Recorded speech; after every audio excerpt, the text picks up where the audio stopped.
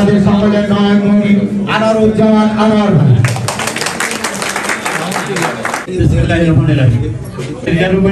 আয়োজিত আমাদের জাতীয় দলের ভারপ্রাপ্ত চেয়ারম্যান তারেক রহমানের নির্দেশে ঢাকা মহানগর বিএনপি আহ্বায়ক আমিনুল হকের নির্দেশে আজকের দুস্থদের মাঝে শীতবস্ত্র বিতরণ অনুষ্ঠানের সভাপতি আমার প্রাণপ্রিয় বিভিন্ন পর্যায়ের নেতৃবৃন্দ। আজকে আমি একসাথে বক্তব্য রাখবো যারা আজকে এই দুস্থ অসহায় যারা এই বস্ত্র নিতে আসছে তাদের উদ্দেশ্যে দুইটি কথা বলবো। সবসময় আমরা আন্তরিক হবে সবার জন্য কথা বলে থাকি এবং সবাই ইতিমধ্যেই সবকিছু বলেছি। আমি আপনাদেরকে বলতে চাই আপনারা কেমন আছেন? আগে কেমন ছিলেন? আপনারা ভোট দিতে পেরেছিলেন? এই সরকারের জুলুম অত্যাচার হয়েছিল?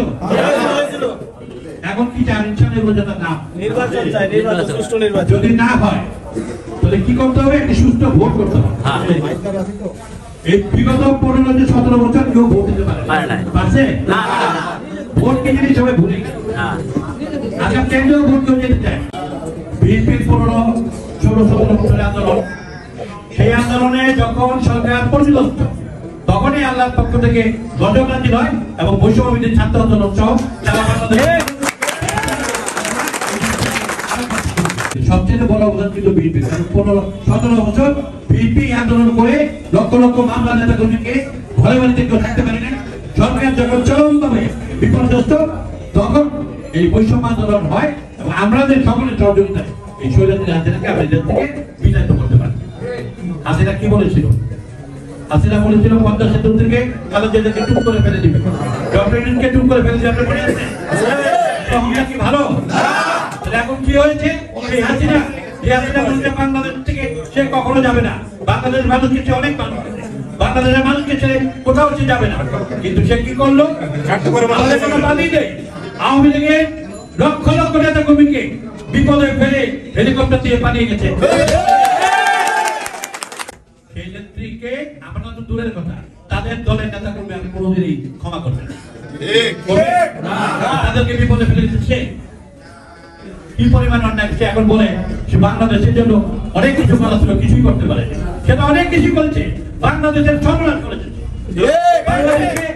মানুষকে দুঃখী মানুষের পাশে দাঁড়ায়, সে মানুষকে শোষণ করেছে, মানুষের কন্ট্রোল করেছে, মানুষের ভোটের অধিকার নষ্ট করেছে। সারা বাংলাদেশ মাদকে সারা বাংলাদেশ চেয়ে গেছে। অন্যায় অত্যাচার অবিচার সারা বাংলাদেশ মানুষের জায়গা জমি দখল করেছে। এই যুবলীগ, ছাত্রলীগ, স্বেচ্ছাসেবক, আওয়ামী লীগের গুন্ডা পাচার, কোথাও কোনো শান্তি ছিল না। সব জায়গায় শুধু চাঁদা আর চাঁদা। সেই দেশটাকে নতুন করে স্বপ্ন দেখাতে পারে একমাত্র বিএনপির ভারপ্রাপ্ত চেয়ারম্যান জনাব তারেক রহমান। আপনাদের উদ্দেশ্যে একটি শুধু প্রতিশ্রুতি চাই, আপনারা আমার এই দল এবং এই আমার নেতা জনাব তারেক রহমান এবং বেগম খালেদা জিয়া তার সাথে কি আপনারা আছেন? ধন্যবাদ সবাইকে। আপনারা জানেন আমাদের নেত্রী বিদেশের চিকিৎসা দিতে গিয়েছেন, সবাই তার জন্য দোয়া করবেন, তারেক রহমানের জন্য দোয়া করবেন। এই বাংলাদেশ থেকে বিপদ থেকে টেনে তুলে আগামী সুষ্ঠু নির্বাচনের মাধ্যমে জনগণের ভোটে এই বিএনপি ক্ষমতায় আসবে। ইনশাআল্লাহ তারেক রহমান প্রধানমন্ত্রী হবেন, খালেদা জিয়া বাংলাদেশে আসবেন। এই বাংলাদেশ নতুন মুখে আলো দেখবে। এই কথা বলে আপনাদের সকলকে ধন্যবাদ দিয়ে এবং আজকের এই কম্বল বিতরণ অনুষ্ঠানে আপনারা সবাই যে সুশৃঙ্খল ভাবে আছেন সবাইকে ধন্যবাদ। বিশেষ করে নিরানব্বই একটি দৃষ্টান্ত স্থাপন করলো যে সুন্দরভাবে একটি প্রোগ্রাম করা যায়। বিএনপি জিন্দাবাদ, খালেদা জিয়া জিন্দাবাদ, তারেক রহমান জিন্দাবাদ, শহীদ রাষ্ট্রপতি জিয়া রহমান অমর হোক। সকলকে ধন্যবাদ।